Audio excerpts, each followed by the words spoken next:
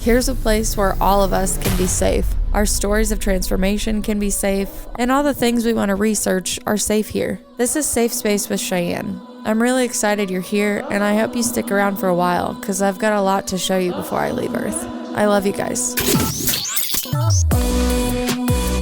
Hey friends, welcome back. I have Holly McNeill here today. She is the creator of P.E.R.L.O.V.E. It's a mindfulness and meditation guide, technique, however you feel to formulate the words.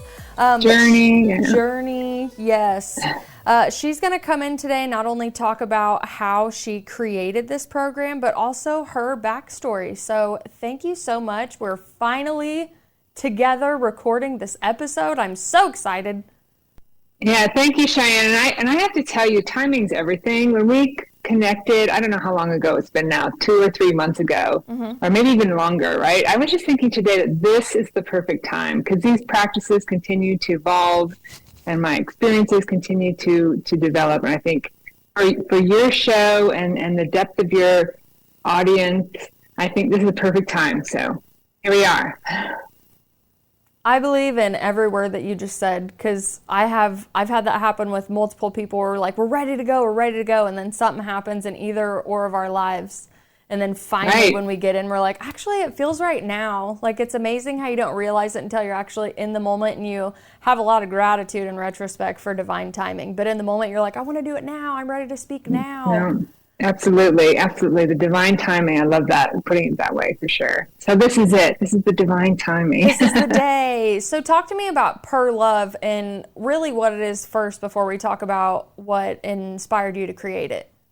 Okay. So P.E.R.L.O.V.E is an acronym. It stands for Pledge, Evaluate, Recognize, Locate, Open, Vest, and Expand, which we'll get into the detail of that later. But what it really is a journey that will take you from the small and isolated to however far you want to go, to the infinite, to yourself, to the door. You know, the first 3 practices take you to the door of self-exploration, and then it's really up to you how far. You know, if you want to get all the way to expanding beyond your conditioned limits. And so it's a mindfulness and meditation set of practices that, as we talked about, starts with just 6 minutes a day for all of you out there that are looking for the quick fix. And I created them. They came into being. They showed up about 2 years ago. I've been teaching them online since a year ago, January, and I've gotten a lot of really positive feedback because I'm actually an architect. I've done large hospital work nationally and internationally across the country from coast to coast, and so my gift is clarity and putting big puzzles together, which you have to do to build hospitals and other things. And so these practices are actually based and influenced on all the teachers and gurus that I encountered over a 20-year journey, which we'll get into more here. But it's not like I'm making any of this stuff up. It's just they all seem to point back to a few simple truths. And these practices are kind of the, A plus B equals C package of those truths. So they're definitely a combination of like experiences you went through over the last probably like 34 years, I would say. Well, it started when I was 34, but the journey was about 20 years long. Okay. Yeah. Yep. Perfect. I want to make sure I get those numbers right. So when you go all the way back to like where it began, because I see a lot of, like stepping stones that have created this program and this person and all of the work that you're doing now. It obviously comes from a lot of direct experience in a bunch of different facets. So when did this exploration into this happen for you? Well, it happened like at a very, very low point when I was at age 34. And I just finished the Hollywood Fringe Festival this last June. And I had this opening monologue in it, which was hard to do. And by the way, I'm glad I did it, but I'll never do it again. They don't call you a Hollywood Fringe veteran for anything. For those of you who don't know what it is, it's just you just can do a show. You produce it, you write it, and you're up there with 300 other shows and acts trying to get people to come. And anyway, it was really cool. But I had this opening monologue, right? In the beginning of the monologue, I talk about how when I was young, I learned I was unlovable and unworthy. Right? So I created the perfect world to hide my perceived flaws, right? And I was really, really good at it. I had, not only was my career, flourishing, I had my handsome husband and I built a beautiful home for our two lovely children where we housed our nice cars and hosted our great friends. But the foundations of that life was flawed, right? Based on, my own insecurities, anxieties, feelings of unworthiness.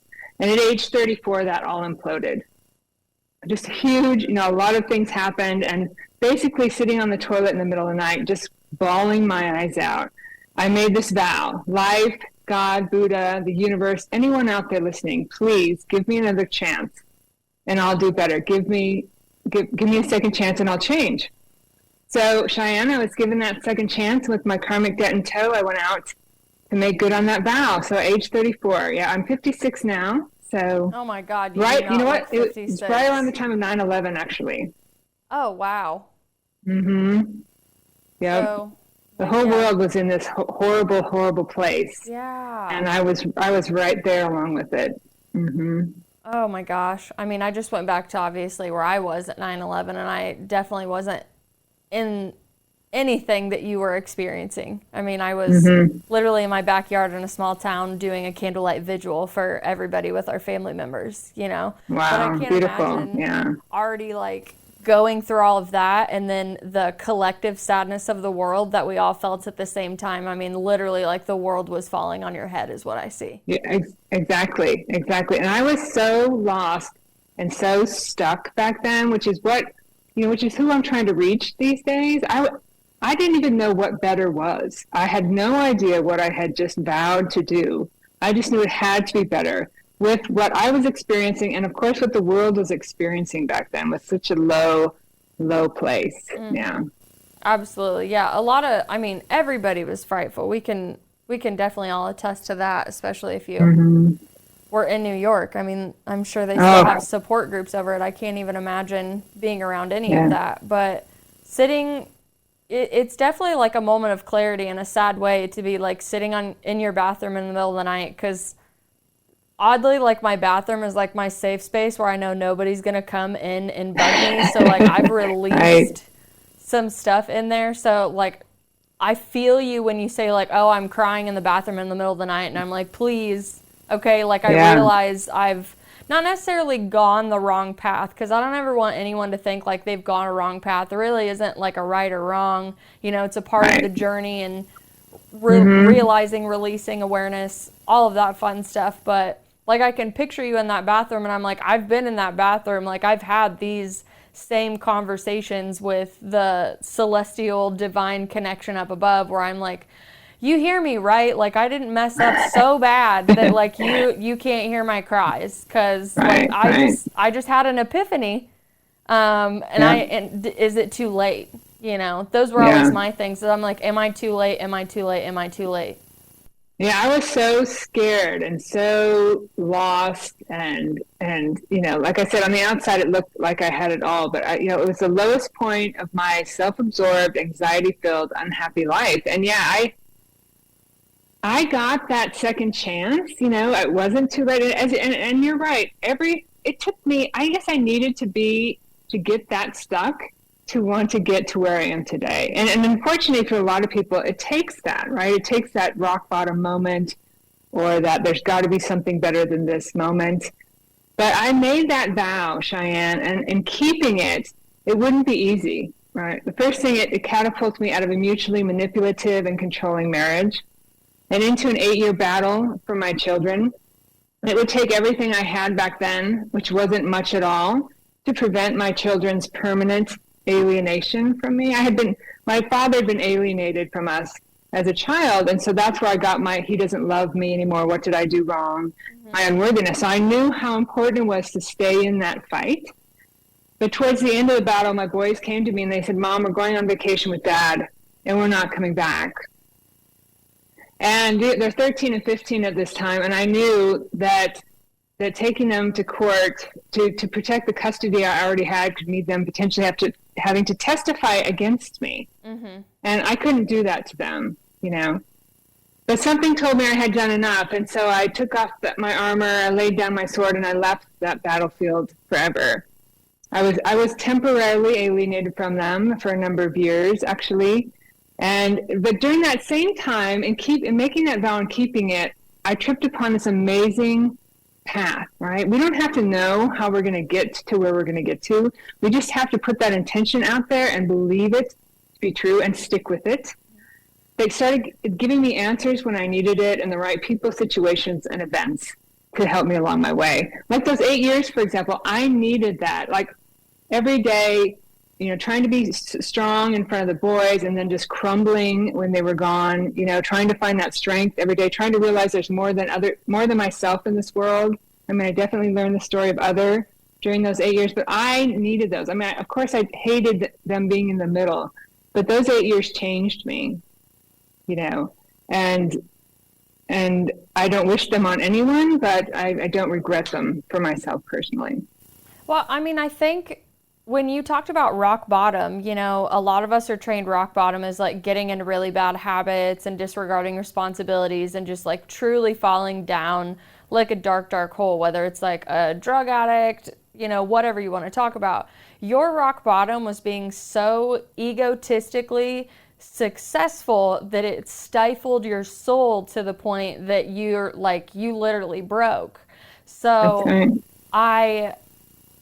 I want to like honor all of the things that you did, because I think it's amazing that you went to school. I think it's amazing you're an architect. And yes, those are all of the building blocks that took you there, including the horrible divorce, and anything with kids just absolutely breaks my heart, especially when proper co-parenting isn't a thing.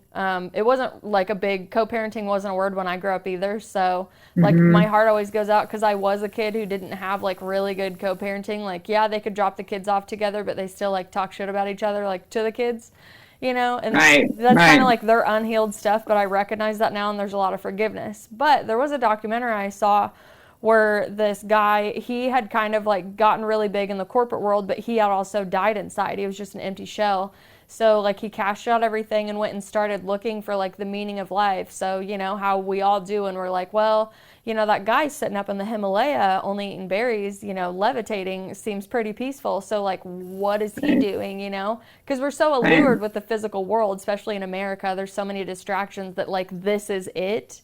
And it's a distraction. So he was sitting on the side of this river with this guy of, I don't even know how to say it, but just picture like the robe and the ash on his face, sitting there in, lotus for days, speaking as if it was God coming to you through him. And he said, why do people go down the path of materialism and success? And when they do, they get everything they want. Why do they, almost want to like kill themselves? They're like, oh God, I did it wrong. I did this wrong. And he said the greatest reply that I remind myself and others all the time. And he says the ego has to succeed. It has to get the job. It has to get the degree. It has to get the car. It has to have the kids. It has to have the wife or the husband. The ego has to succeed at everything. And then when it does, and it's still empty, that is when the spiritual journey begins. And I was like, holy shit, yes. Yeah, and that's why I didn't feel it's interesting. I call one of my classes, the main class that's free to people, we'll talk about that later, the lost formula to happiness. And I was speaking to someone, and they're like, well, happiness was back in the 80s, and NLP and all the mind, or the NLP is neuro-linguistic programming. Yep. Right? And so I started questioning some of my peers and some of my mentors. What do you think about the name of my class, The Lost Formula to Happiness? And we got to this conclusion that what is happiness? What defines happiness? And it's exactly, for a lot of people, what you say, what the ego needs. And the ego defines happiness as that car, as that relationship, as that person in your life, But but life is messy, right? And so you're going to have ups and downs regardless of your economic situation, your gender identity, your location, your race. And so I define happiness, as others do, as that balance, that middle way of being okay regardless of what happens on the outside, right? That equanimity, that lack of attachment, between aversion and what's the other word? Between attachment and aversion, being able to be at peace regardless of what's happening to you on the outside. Absolutely. And also, sorry to interrupt, but one of the things I like about these practices is, yes, a lot of people hit rock bottom and go into the Himalayas and eat berries, but a lot of people don't have that opportunity to do that. And these practices can actually get you there. I'm telling you from experience, they can get you there without having to, go live in a cave or become a monk or a nun. They're very practical and applicable, which is what is so joyful about them, I think. Well, the first time I found Buddhism, I was recommended. My friend had just moved to a new city, and he was just telling me what it was like to like truly be on your own and really try to like map your own road, and the loneliness that comes in and the distractions, and how you really have to truly hold yourself accountable for what you want to do. And it was, the first time that he really experienced this. So he started getting into like, I think a little bit of yoga, definitely meditation, and he was dabbling in just researching Buddhism. So like he called me and he's like, hey, I've been doing this. He's like, just check it out. Like, it's fascinating. And it's stuff that where we came from, like we didn't know that this existed, because again, information when we were growing up isn't the information age now, right? So the only thing we know is like Jesus is king and this is the Midwest. So like, you really didn't explore like past that.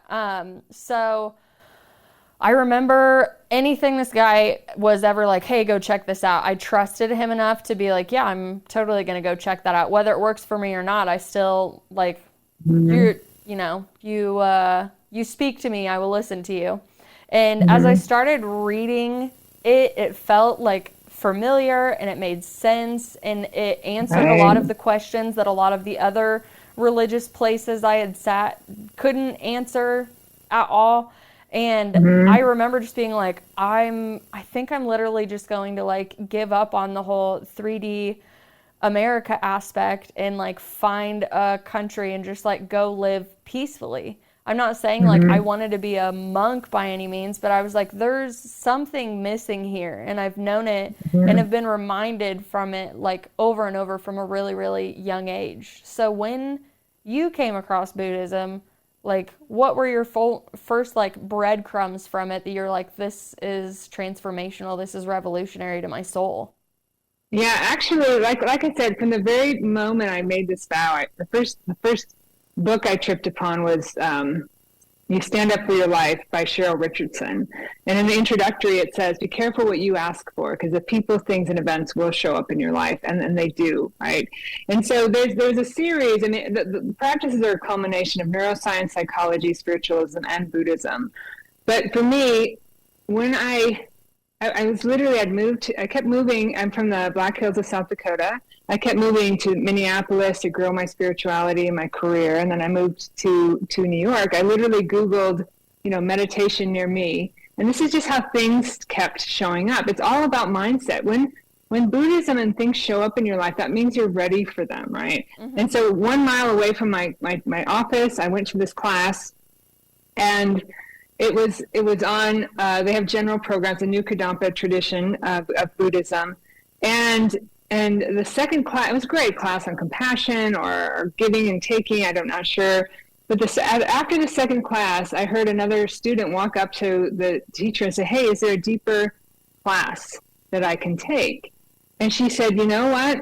We just finished a 5-year book study on Joyful Path. And in 2 weeks, we're starting a new book study on a book called The New Heart of Wisdom, which was all about enlightenment. And I thought, you've got to be kidding me, right? Because I had seen in this kind of little space in my mind, which we can talk about later. But the fact that I showed up, I had moved from Rapid City all the way to New York City area.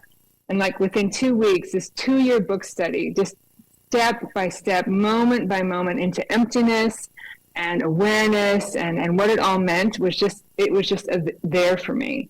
And like everything else, it just blew me away. Every time I read any piece of, like you said, if you're ready for it, these things will answer your questions.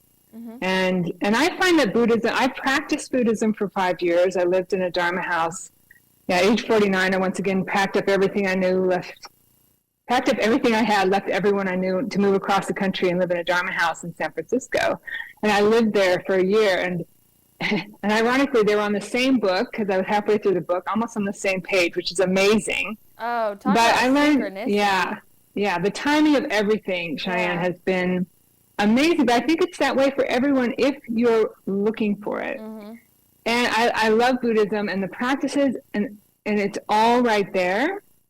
But I find that for a lot of, even though the New Kadampa tradition is kind of talked about as westernized Buddhism, right? A lot of the times the clear concepts are harder still to understand for Westerners, right? And so the whole second part of the formula is about those spiritual practices. So yeah, I loved it, and it just brought a lot of clarity to me. But it wouldn't be until the COVID pandemic. So my whole journey was between 9/11 and the COVID pandemic that I was reading a book I had read before. A lot of times you can read a book, and if you're not in the same place, you read it 10 years later, and it's like so much more comes out. Mm-hmm. But I read this book called You Can Be Happy No Matter What by Dr. Richard Carlson. He wrote Don't Sweat the Small Stuff. And at the very beginning, it's 5 principles to happiness. And at the very beginning of that book, there's this teeny tiny little kind of credit. Oh, by the way, the first 4 of these principles, the principles of feeling, the principles of mood, the principle of separate realities, and the principle of thoughts, they're all, I took out of this other book from the 1980s called, and you're going to love this title, Sanity, Insanity, and Common Sense. Send me a PDF. A new breakthrough to happiness. A book that never went anywhere, a book that didn't get any kind of recognition, but I read that book, and in reading that, it just tied everything together. And one day I printed out this book proposal, and I looked over, and I could see it all. It was amazing. It was amazing. So not just the Buddhist aspect of it, but the neuroscience and the spirituality and the psychology all pointed back to these things. It still blows me away to talk about it, So I'm just happy to be here, joyful and grateful to be able to share these with as many people as I can, with the time I have left. Mm-hmm. I love when you're feeling the gratitude from a past memory, like over and over and over. It really just adds to the vibrancy of the present moment. You're like, oh, I know I went through this crazy thing, but oh, do you remember how you feel when, this connected and this connected? Again, I call them the little breadcrumbs. Now I call them glimmers. Mm-hmm. Have you seen that meme going around where everyone's talking about triggers, and then they're like, do you know what a glimmer is? Because it's like that moment of happiness, of hope. You can hold on to those too. You don't always have to focus on the trigger of everything. So now I've been looking for all the glimmers in it, and that's like epiphany is like one of my favorite words. Karma and epiphany are 2 of my favorite words. Not to steal your story, but I do want to interject. I have them tattooed on my wrist, and I tattooed them I love it. on my wrist at 18. So 18, I was getting ready to go to like a college party at my friend's place back in Macomb, Illinois, and I stopped at the tattoo shop, and I was like, I need to put karma on my wrist. And he was like, okay. And I was like, it's like, without knowing it, it's like the channel thing, like this needs to be a part of me, this needs to be in front of me. It's like if I had a spirit guide yelling at me, they're like, the only way she's going to get through this is if we tattoo reminders on her body. Like, swear to God, like that's kind of how it felt to me. So every time I would come up on a concept that I was really like married to for my life, I would be like, this is literally like vitally important. It isn't just like, oh, I pick out cool words and put them on my body. Like, these are my lifesavers. These are almost my mantras. These are my reminders of like what I'm doing here, what I'm here for, but also how they talk to me is those little glimmers and those little epiphanies. So I did them like a week apart, and throughout my whole life where I've battled the darkness that I have in my own personal journey, when I have those memories of, oh my gosh, you remember how you felt? You're talking to your past self. You're like, when you read that book, oh, like that first moment, that first enlightenment piece. And then to be able to bring the gratitude into the present is just truly one of my favorite things. Yeah, epiphanies. I wish now that I've written them all down, because they were just one right after the other, right? And it's very small, miracles don't have to be huge, right? Yeah. They can be epiphanies, and I've had, and they're there and they're available to people if you open your mind to them. Yeah. It's not that, we're all here, humanity, I believe, is consciousness experience, the evolution of consciousness, right? So we're all here. We're all part of this kind of spiritual journey. So it's something that beckons for everyone who wants to be open to it, and it wants to tattoo it on their wrists or Yeah, whatever. whatever you have to do to get through your soul contract in this incarnation, I support as long as you do not hurt anybody else. But I have been trying my damnedest for at least the last 4 years in front of my face focal point where I really had the paradigm shift of the spiritual awakening aspect. But when you retrospect on kind of like you retrospect on your life where you're like, oh, did I take the wrong path?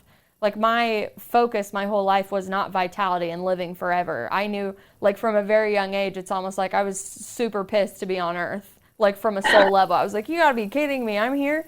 Oh, and then you just keep going down through all programming, dogma, blah, blah, blah, blah, blah. And, by the end of it, vitality wasn't my thing.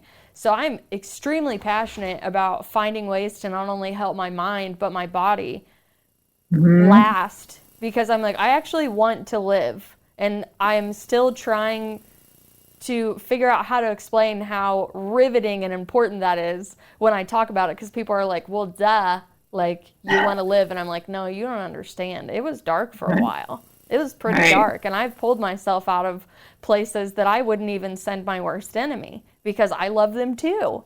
And they just kind of look at you like you're crazy. But the union that you talk about, even when exploring Buddhism alone, because I know you've studied many more things than just that. I don't mean to just highlight. But there is a one universal truth in that work that I've found that I enjoy. And it brings me closer to humanity, and it makes me compassionate when I get into situations where my vibrations rub up against someone that I'm no. I'm oh, we're one, but how? Right. And I think that's the part that is missing, in Western society. And that's kind of the first three practices. When you hear the Buddhist concept of emptiness, it's so hard to kind of get your head around because we're so trained in our own our own thoughts, emotions, and feelings, that the first three practices of P.E.R.L.O.V.E help you to understand what emptiness is. When you're growing your awareness, you're creating that space, clearing out one thought, emotion, or feeling at a time. And when you do that from your own perspective, from your own point of stuck, wherever you are, you start to see that space and sense those aha moments of wisdom that come through, you start to understand what emptiness is. You start to see it you start to get clarity on what it is. Now, they say enlightenment is beyond our own, beyond thought, right? There's a vast realm of intelligence beyond thought, and we can't actually understand fully what it is. But in finding your own way, which is totally doable, and something, one of the things, Cheyenne, that I struggle with is that I'm an architect, right? I've done a lot of work, but I'm not certified should I get certified in NLP? Should I, my qualifications are my experience, and I know that there are many, many people in the place that I was. And so part of me just wants to say, no, you don't even need any of that certification. You can find your way. You can create this, mind training matters, right? Absolutely. Above all else. And it's there. And if you do create and grow your awareness kind of on your own, you will start to understand what emptiness is and some of these Buddhist concepts that when you just go straight into it, a lot of times it takes 2 years of deep study to even kind of fathom what they're talking about. Mm-hmm. The studying is probably my favorite part now. I was never a super dedicated student, and I just always wanted to run.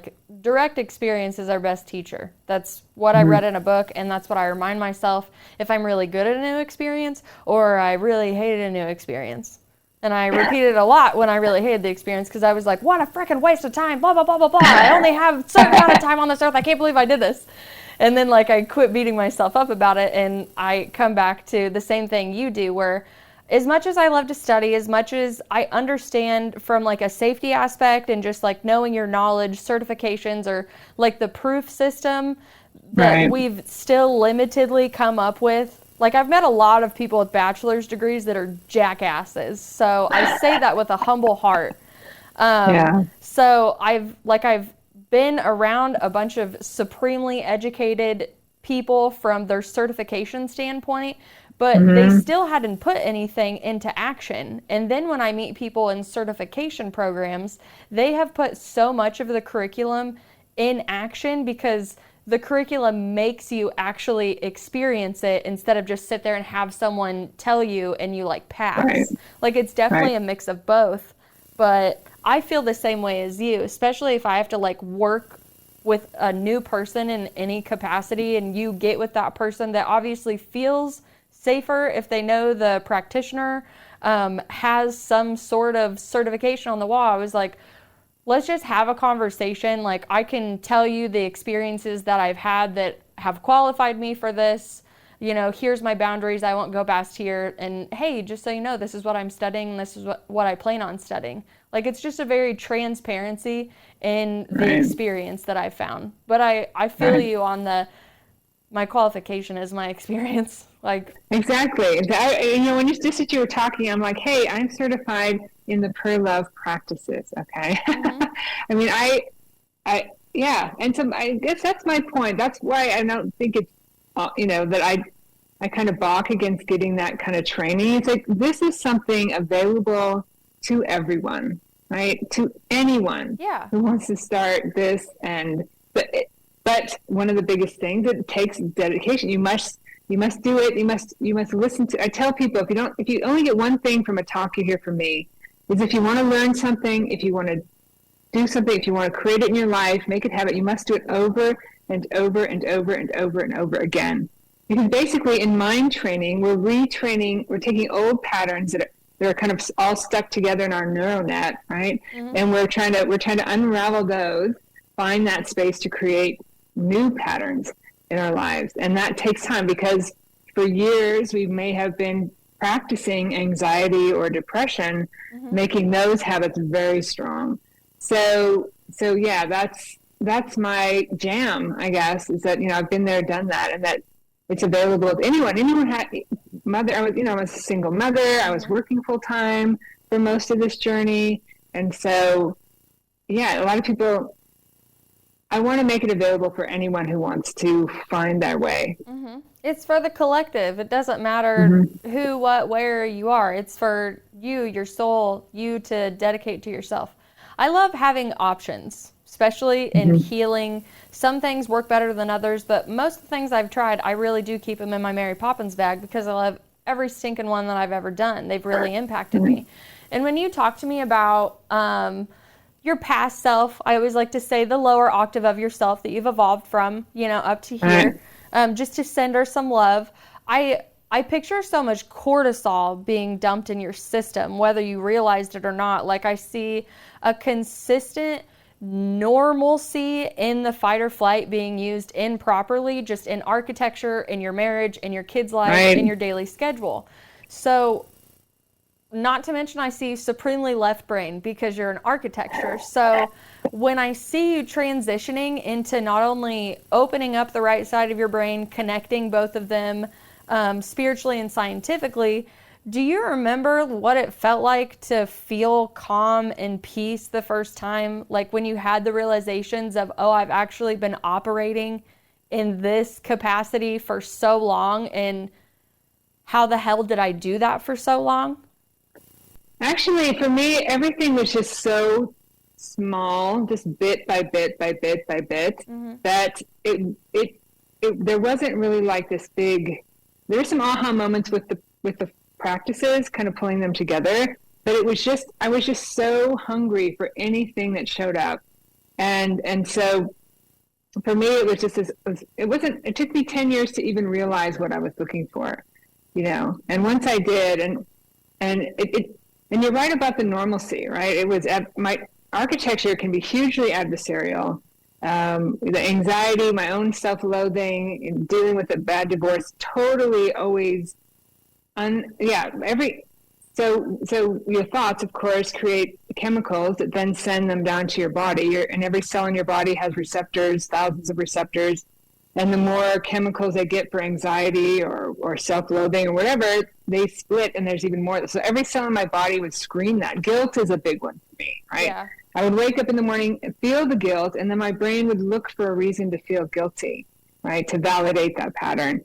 So I do know what it feels like now to be in that peace and to relax into that conscious awareness, which is amazing, but for years I had stomach issues, and I still do. And actually, I'm just in the point now where I'm like, okay, I'm going to heal those stomach issues, because I was so gone. That it just took me all that digging. That I do know what it feels like now, but to answer your question, there wasn't some big, it just... Yeah, and I had little moments before that. Like I had one where we ended a yoga practice, and I felt gratitude for the first time and like true bliss and happiness. And this was a week before the week of my Kundalini awakening. This was the first breadcrumb. So we'd finished, I bowed to her, namaste, and I felt this rush of energy like shoot up through my root, and my heart started beating a million miles a minute, and it hit my face and it hit my head, and I could just feel it go all the way through my crown. And I didn't have this terminology at the time, like not as fluent as I speak it now. I'm like, can this really be happening to me? Can this be happening to somebody like me? Like I'm from a small town in Illinois. Like, this stuff doesn't happen to us, right? Like it's not, it wasn't in my framework that they gave me that this was even possible for me. So I was like, what is going on? What's going on? So like I went off to the bathroom and literally like sitting on the toilet after class, and I was bawling hysterically, the happiest, most beautiful, grateful tears. And I was like, I can't believe this. And I was like, I'm alive. I feel alive. I'm alive. Oh my God, I'm alive. And I could like feel again. And I wasn't numb. And I was just like shaking, and my eyes were all big. Like it looks like I just like threw up or something when I came out. And she was like, are you okay? And I was like, there's so much going through my body right now. Like I could just feel the frequencies going through me. And I was like, I'm so happy and I'm so grateful. And I just want to go like save the fucking world. I just want to go hug everybody. Like I accidentally took ecstasy at the end of class. Like that's the only thing I could have compared it to. And I just remember the gratitude. Like I don't think that I ever in my life had felt gratitude, especially to that capacity. And that was one of those moments where I was like, all this stuff that I've been reading and loving and researching about, like, this is real. This is happening to me. Like I'm transforming. I'm finally like shucking away that like darkness that had been with me the whole time. And I'm like, I can't believe I did it. I thought I was going to die still. I can't believe it. So we always talk about like some people, they have just like water drops where it's like, they just like tap. Yep. And then other people, it's just like, bam, wake up. Yeah, I was going to say it's different for everyone. Yeah, you definitely had that, but for me, I have so much gratitude, but mine was more the water drops, right? And a few kind of moments like, what is that clearing I see, Yeah. and oh, wow, that feels good, or this is amazing, And then the goal then is to stay in that, to live in that kind of permanently, which is also a practice, but it's totally doable. And it looks different for everyone, depending on their karma and their intention and, where they're at on their journey. And, but I firmly believe, we are consciousness, right? And I say at the very end of the formula, it's like, though your small isolated self, your thoughts, emotions, and feelings are trying to keep you trapped, your universal, all-pervasive self is showing you in every person, place, or thing, every event in your life, what you need to set yourself free. And I always am so admirable of people like you, Cheyenne, who knew kind of earlier on, like you said, during 9/11, you were doing this candle vigil, right? And I was like, like, what the hell is that, right? So I really admire people that had that early on in life, where they're looking for that earlier on, because I think a lot of this stuff should be taught in school, right? And why is it not taught in school? So for those people that have fortunate enough to have that early journey as part of that early kind of beckoning, is wonderful, right? I love it. I love to see it. So.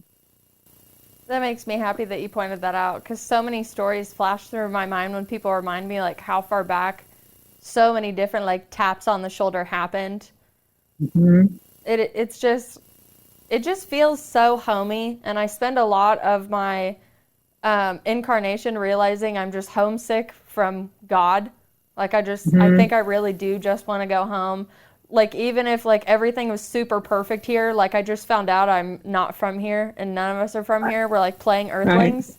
So Right. when I realized that that's like the main part of maybe my loneliness and my sadness is I'm like I really want to go home. Like I just like I've treated Earth like a vacation and like a playground and an experimental place my whole life. Mm. And I mean, if you met any of my family members, they would probably just crack up like, "Oh, you met Cheyenne. She marches to the beat of her own drum." You know, they try to say it like as nicely as possible because I got to reject the normalcy that you actually did do. And there was a lot of fear in that normalcy for me. And it's just from going to college and being consistent in college. I didn't even know how I was going to do it or paying for it or what degree do you get. I don't even know what I'm passionate about. I gave up on my passions when I met my first love at 15. Oops, because like in my little Midwest mindset, I'm like, I just want to be in love and have a family and do things that I love. You know, and Right. then you just spirit was Jesus. It wasn't Kundalini awakenings. It wasn't chakras. It wasn't vibration and frequency. It wasn't sound healing. None of that. I wasn't exposed to it, but I always had those breadcrumbs to go back to. And those are lifesavers for me. They're Mm-hmm. reminding me that I'm connected to something so much more than what is on this physical plane. And I'm so grateful for it every day. And I love when people point it out because I just absolutely tree branch off into my memory. And I'm like, does anybody have these moments in their lives? And why aren't we Yeah. talking about the time where we felt the hand of what God is to us touch us and go, you're here for a purpose. Okay, you have something going on. Right. Keep Right. going, keep going, keep going. And then I love how you're talking about like the timing of everything, but I always think like the higher you rise, the more the opportunities like flow into you, meeting the new people. Like can you think of like Mm-hmm. people during your journey where you were like, we were totally meant to meet, whether it was to work together, to be friends, little amount of time, you know, maybe they've been friends for 20 years. Because those are the people that I rock star the shit out of my friends for just how they showed up in my life at the time, too. Right. Right. Well, for me, it was kind of the opposite, right? Because I didn't know what I was looking for. The Mm-hmm. people that showed up in my journey, my mother, my first husband, and into my work and moving to and being an architect, there's a lot of very big ego people there, Mm-hmm. right? And at one point, I was trying to kind of run away from these people, but they kept showing up, and I thought I could set them all around a table because they're reflecting back at me what I need to see, right? So my journey was more about getting out of that huge, twisted ego piece, and that kept uh, showing up for me. But once I did that, and once I kind of started, like I have made two intentions in my early 40s. The first was to retire from architecture before I turned 50, and the second was to have the time and space to write about what I thought I knew back in 2017. So I retired 2 days before I turned 50, and in 2017 I sat down to write. But ever since then, again, like everything had shown up, and for me, it's more like when I discovered the practices, I wrote the book proposal, and because I didn't win the book contest, but in looking at the book proposal, that's what caused me to see the practices. And then I needed a place like an incubator, and this program or this platform called Revel. These two women from San Francisco started this platform for women over 50 who just kind of need more in their life. It was a beautiful platform, and it was wonderful, and it was a wonderful incubator. I could teach these classes, and I could sharpen them and get feedback. And then that platform closed, right? Mm-hmm. And so, and so things have shown up in the Hollywood Fringe Festival. Showed up an opportunity to do that. I'm thinking, I don't know if this is the right place for these practices, but I can't not do it. Mm-hmm. And in doing it, I had to create so much space to hold all the bullshit that came up in my mind to actually produce it, write it, memorize it. And I have a huge respect for actors now, and to actually go out and do it that, I don't regret it at all. I learned so much from it. So for me, it's more about what kind of opportunities and events to kind of dig my way out of this massive kind of, like I said, neural net of negativity. And so again, my hope is that people can see these practices and believe that there's a way. And just to be clear, this is just a path. Like you said, there are many, many paths, right? So of course they won't speak to everyone, but for those people, it doesn't take them 20 years. And so with dedication, no matter how stuck you are, no matter how lost you are, or a lot of times you don't even know what you believe because you're so stuck in those old patterns. You can't see beyond what you believe. And so just to try to get out to people that are wanting to find that way, that there is a way and it won't take you hopefully 20 years to get there, I guess. Well, when you talk about, we still want the quick fix in a way, like we want to see results. It's 6 minutes a day. Can we get into how amazing that is?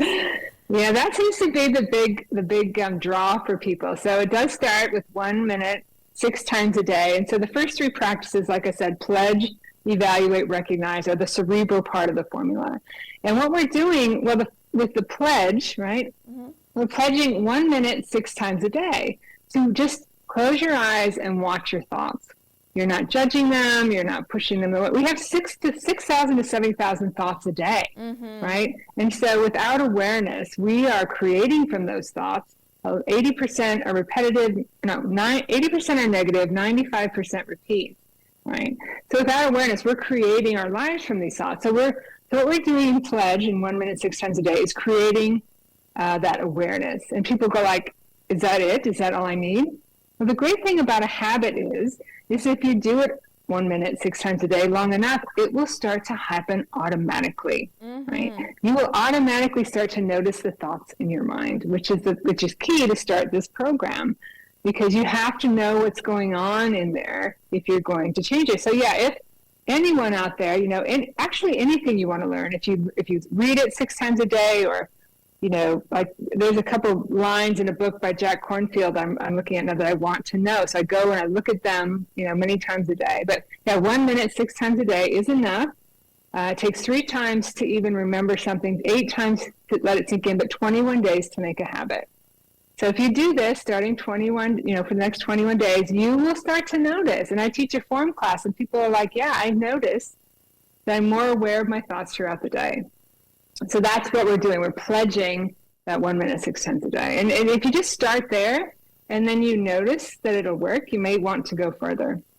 So I'm like, keep going. Tell me more. Okay, so pledge, evaluate, recognize. So the first E is evaluate.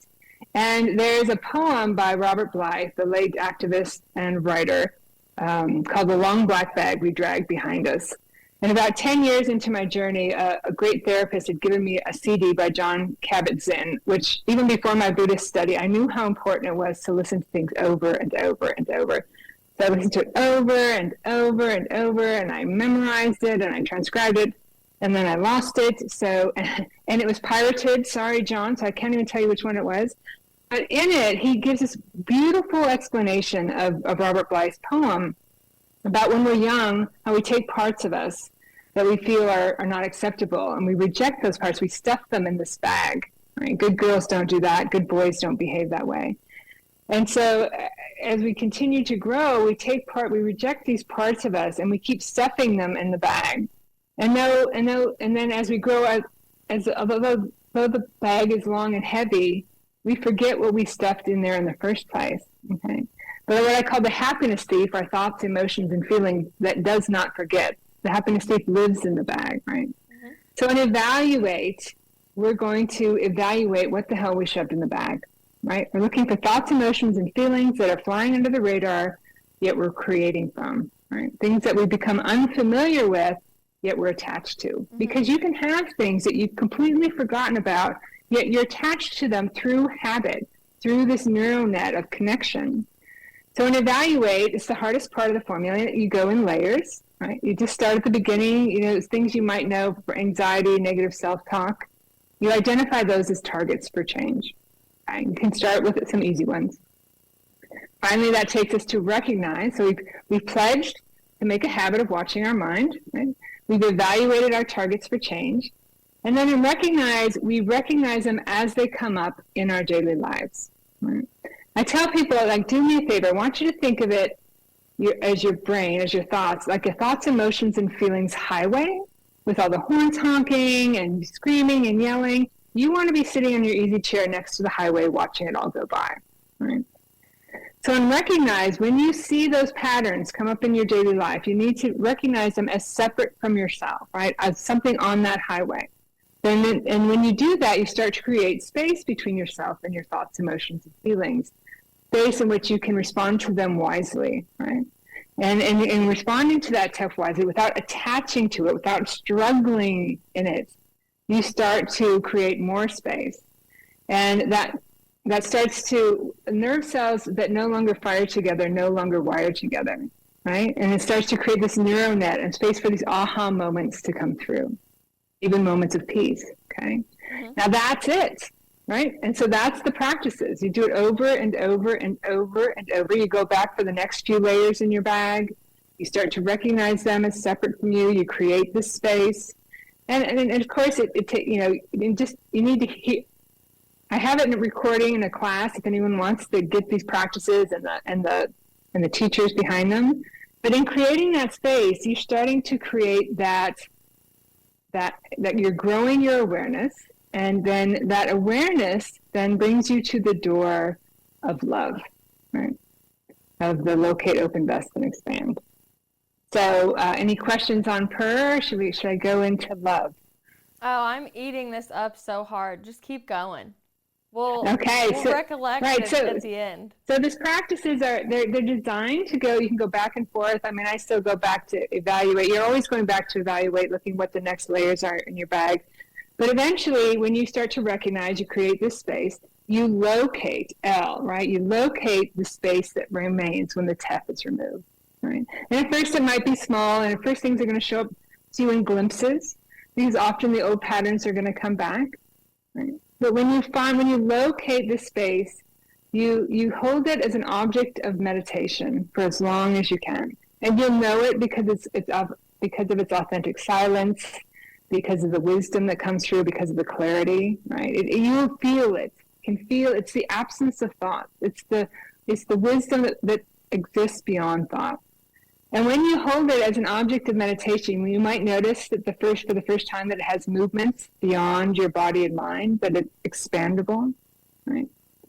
So you spend as much time as you want locating that space. And once you do, you take it from your head and you drop into your heart, from your head to your heart, because they say the true nature of your mind is found in your heart. Our true nature is found in our heart. So then using our power of imagination, which is highly underutilized, by the way. Mm-hmm. People don't believe that what they can imagine becomes real, but that's actually how it works. So we use our power of imagination to open our heart. And at first, you're not going to feel anything because it's not something you're used to, right? It's not a pattern or a habit in your brain. But when you do it long enough, you can just imagine it opening, and opening. You can imagine it like a light bulb that turns on and just shines out, or a waterfall that overflows when it gets enough water.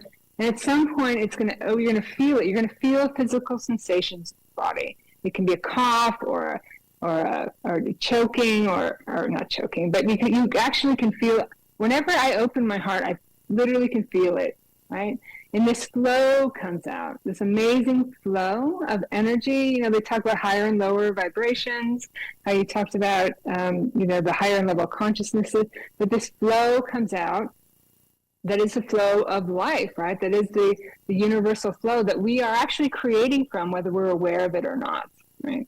We take energy from that flow. So then we vest or invest, if you will, in that flow, right? We spend time in that flow because on the universal compassion, unconditional love, and infinite wisdom there, because you will learn so much about yourself in that flow. You can spend so much time in that flow, and these, the more you do, it has the power to blow your TEF away at a much faster pace, and you can listen. You can listen for the wisdom to come through.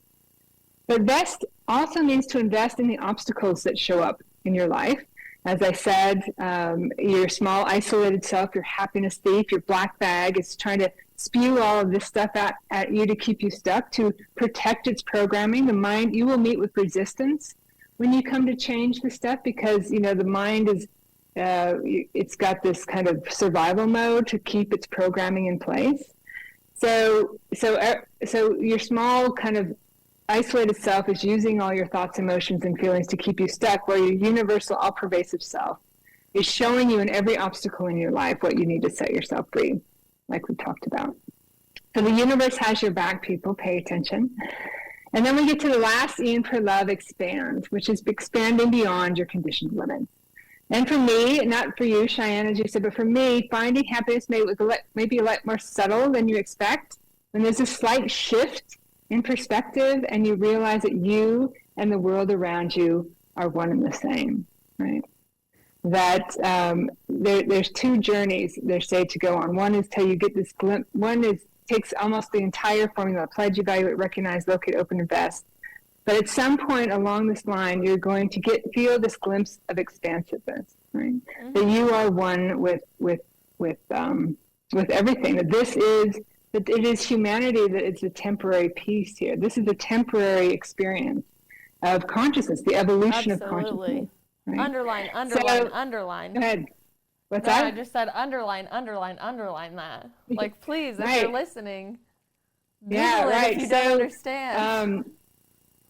So they say that actual enlightenment is beyond our understanding, that there's, like I said, this vast realm of intelligence beyond thought.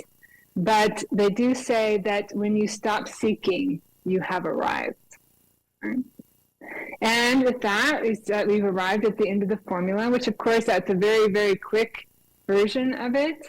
But it's backed up by many, many teachers and gurus that all kind of point back to this fact that if you grow this awareness, right, then you realize that you are this awareness. Right?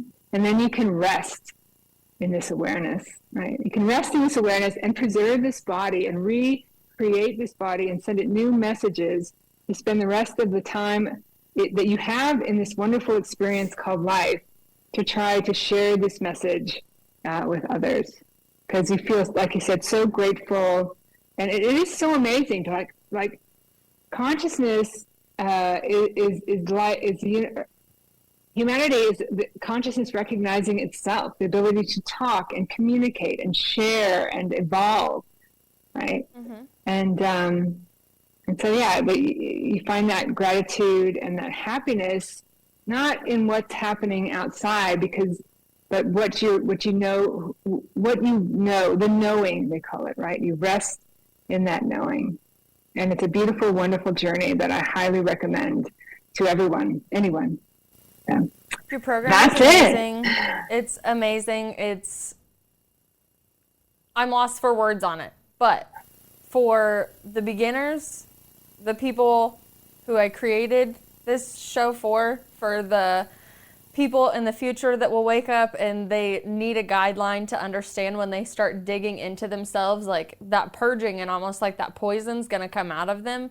I want to give them some tips and tricks for when their old habits do not line up with their new self anymore and they start feeling shaky in their new habits.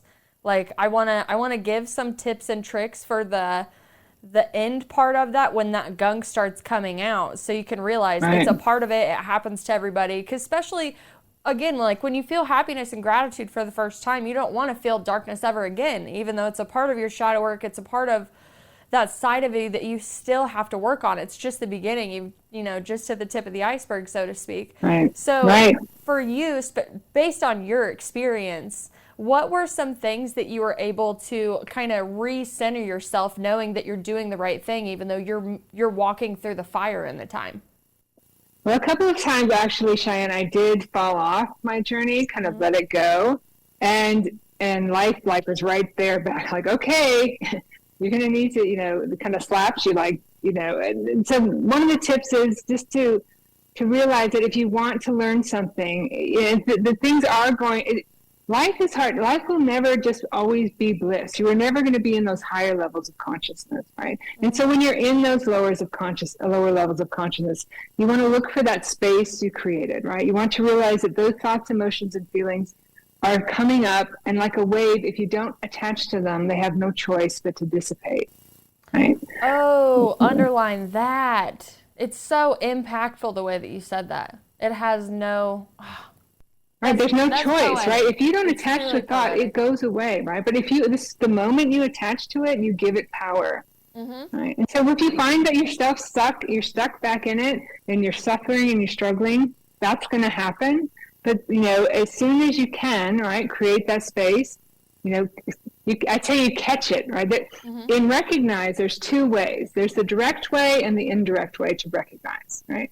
The direct way is A plus B equals C, right? I got the awareness. I see the pattern. I caught you, stinky little piece of shit, right? And once you catch it, right, what do you do with it? You welcome it. You have it sit next to you. You release it. You do anything but attach to it. But like you said, at first that's going to be difficult because the happiness thief is not going down without a fight. You're going to meet with that resistance. We're also so used to attachment, go ahead. right? Not to interrupt you, but we're so used to attachment.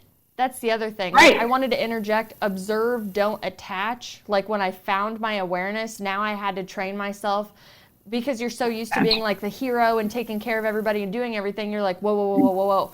I'm literally learning detachment and like compassion almost for the situation, but not empathically being like, and like giving your life force energy to the situation when that's not the point of it. It's not to martyr yourself in any of the situations. Right. That's exactly right. There's this wonderful indirect way to recognize, right? And that is this: acting in ways contrary to your patterns aids in creating that space between you and your thoughts, emotions, and feelings, right? So by acting with compassion, gratitude, going for a walk, doing meditation, your brain's like, wait a minute, that doesn't compute, right? You're starting to break down those patterns, and creating new ones helps you to see that stuff from a distance. The philosophy or the principle of thought I was talking to you about earlier, or the principle of feeling, is anytime you recognize a negative thought, emotion, or feeling, you should take it simply as a signal to turn around and walk the other way. You don't have to delve into it. You don't have to work through it. You just need to understand it, where it came from, right? Serve it tea, have it come for dinner, right? Just don't attach to it. So you have to recognize that when you start to meet with this resistance, you should be celebrating, right? Because that's you trying to make that change, and that's the brain resisting. So this is going to happen, right? And when it does, go the indirect way. Offer yourself some compassion for what you're going through, gratitude for where you've been, sing a song, go out and go for a stroll, go help someone else. And then you will have broken that attachment temporarily. And when you come back to look at it again, there'll be some more space, right? And so, it's just a matter of really mind training. We're retraining our brain. And those old patterns are never going to go away. I mean, I still wake up sometimes with guilt, and it's like, no, that's just the pattern. But when you do that, and when you keep doing that, and you go the direct way or the indirect way to recognize, and you start to create this awareness, it will get easier, right? You just have to have belief in yourself and in this journey. And again, if you want to learn something, if you read anything, I have this class for free if you sign up for my newsletter on my website, P.E.R.L.O.V.E Mindfulness.com. If you sign up for my monthly newsletter, it sends you a link to this free class. It goes through each one of these practices and the teachings that they were developed from. Take that class, listen to it. It's an hour long. Listen to it over and over and over and over and over again, right? If that's where you want to start with your 1 minute 6 times a day. Just do something consistently, right? And you will start to see change. You'll start to see that path. It's there. I have not done yours yet. I have looked over it, and I was planning on doing it after we had our conversation, but just from diving through where you've learned to compile all of this information into this beautiful 6-minute exercise, friends, I'm already like this. There's no way this can't work. It has the neuroplasticity training. It has the repetition. It identifies all the things that I really do think connect us. I think loneliness and unworthiness are two things that everybody, no matter how successful they are, or, you know, if they lived all their dreams, like they still have that, whether it's an old pathway or it's still a live wire, they still have it in them. So even when you go to your website, which beautifully done, love your portrait, great presentation, by the way. But as I'm reading through it, like the words that you've caps locked for me, I was like, yes. Like I remember coming across this, and I still, like you, like I still know that those old pathways will always be there to be like, hey, do you want to hang out today? Yeah. And I'm like, Exactly. no, you know, because I have my Mary Poppins bag of vitality over here that I've learned from all of these people. But again, yours, I mean, 6 minutes, man. And I mean, it's just packed full of wonderful, amazing things. I love that you sourced where it came from and you even tie your experience into it. But before we get out of here, I just want to say to my beginners that are like, what the hell is going on? You know, cognitive dissonance is so real. Destabilization is so real when you're talking about this stuff that we're talking about. So when she was talking about the pathways, how it's like, oh, the old one will never go away. Picture like 2 pathways in your mind, right? And every day, like the new pathway is what you're building. If you keep building this new pathway, the other one starves. So when you're like, oh, I want to go back into my comfort zone, I want to go do this old thing, walk down the pathway and see how your new self is like, you know, you're not supposed to be here. You know, you're not supposed to be here, right? Because that you're like, I should have picked my new path. I didn't. It's never too late. It's honestly, if you're dead, it's too late. That's how I'm going to say it to you. But it's never too late. But Google neuroplasticity. Look at a diagram of how neuroplasticity works. Google the placebo effect, for goodness sake. Because I want you to empower yourself to realize that we've really been taught that we kind of are like not in control of our brain somehow in the way that they've educated us. Like we're not in control of our body. 98% of our DNA is junk, like all this bullshit. Right, so that's right. I'm here to tell all of you, my friends, my beginners, my advanced, whatever level you think you are at, like go just study these definitions alone and these diagrams to really just make you understand it more, because it all correlates. They're all saying the same thing. Right, We're so much powerful, so much more powerful than we could have ever recognized. And I'm extremely grateful to live in this time and also recognize the information in front of me and take it and run with it, kind of like you did. Go watch What the Bleep Do We Know? It came out in 2004. I suggest, have you ever watched that movie? I'm pretty sure I started it, but you're reminding me to finish it. Watch it over. What's another thing I watched over and over and over again? Dr. Joe Dispenza is huge right now. He starts out in that movie. He's in that movie. He talks a lot about what I'm talking about. Comes from that movie. It's got a partly Marlene Matlin's in it. It's got part story. If you're totally lost, watch that movie over and over and over again. And I appreciate what you said, Cheyenne. It's like, it's no way that these practices can't work, because I'm not making any of this up. This is simply a culmination of millennial old wisdom to modern day teaching.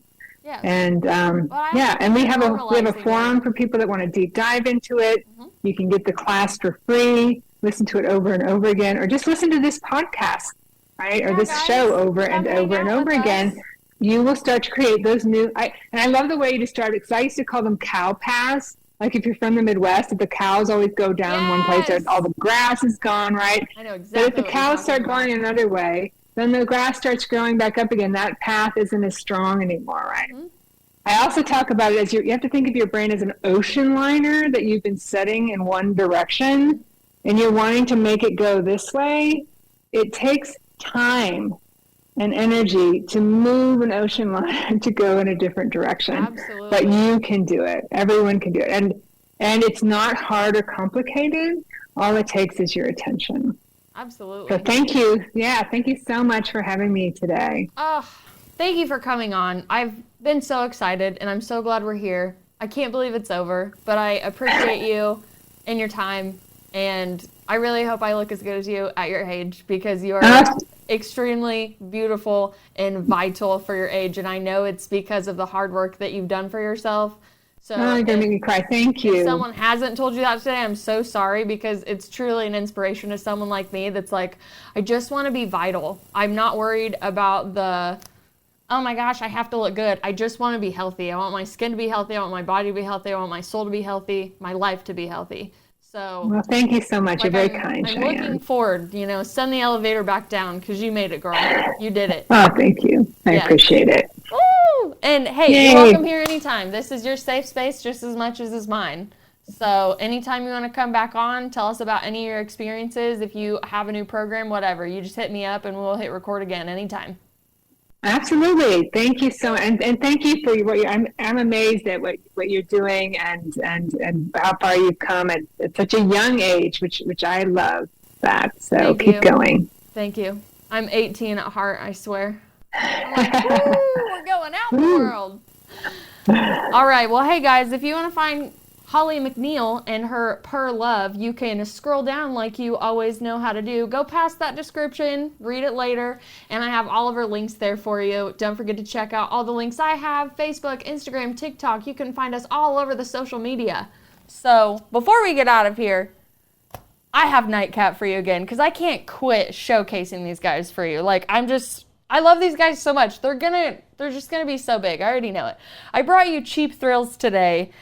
Please go download it. I got the track loaded live, not live for you, but on Spotify for you. But go check these out. This is the end of Cheap Thrills. I will see you the next time. I love you.